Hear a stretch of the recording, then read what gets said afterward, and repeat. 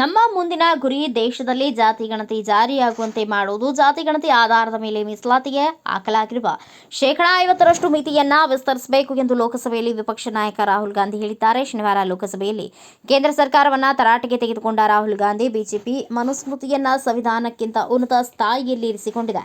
ಮಹಾಭಾರತದಲ್ಲೂ ಜಾತಿ ಪದ್ಧತಿ ಇತ್ತು. ದ್ರೋಣಾಚಾರ್ಯ ಗುರುದಕ್ಷಿಣೆಗಾಗಿ ಏಕಲವ್ಯ ಬೆರಳು ಕತ್ತರಿಸಿಕೊಡುವಂತೆ ಮಾಡಿದರು. ಈಗ ಕೇಂದ್ರ ಸರ್ಕಾರ ಕೂಡ ದೇಶದ ಯುವ ಜನರ ಹೆಬ್ಬೆರಳನ್ನ ಕತ್ತರಿಸುತ್ತಿದೆ ಎಂದು ವಾಗ್ದಾಳಿ ನಡೆಸಿದರು. ದ್ರೋಣಾಚಾರ್ಯರು ಏಕಲವ್ಯನ ಹೆಬ್ಬೆರಳು ಕತ್ತರಿಸದಂತೆಯೇ ನೀವು ದೇಶದ ಯುವಕರ ಹೆಬ್ಬೆರಳನ್ನ ಕತ್ತರಿಸಿದ್ದೀರಿ. ಎಲ್ಲವನ್ನ ಅದಾನಿ ಹಾಗೂ ಇನ್ನಿತರ ಕೈಗಾರಿಕೋದ್ಯಮಿಗಳ ಕೈಯಲ್ಲಿ ಇಡುತ್ತೀರಿ ಎಂದು ಕೇಂದ್ರ ಸರ್ಕಾರವನ್ನ ತರಾಟೆಗೆ ತೆಗೆದುಕೊಂಡರು.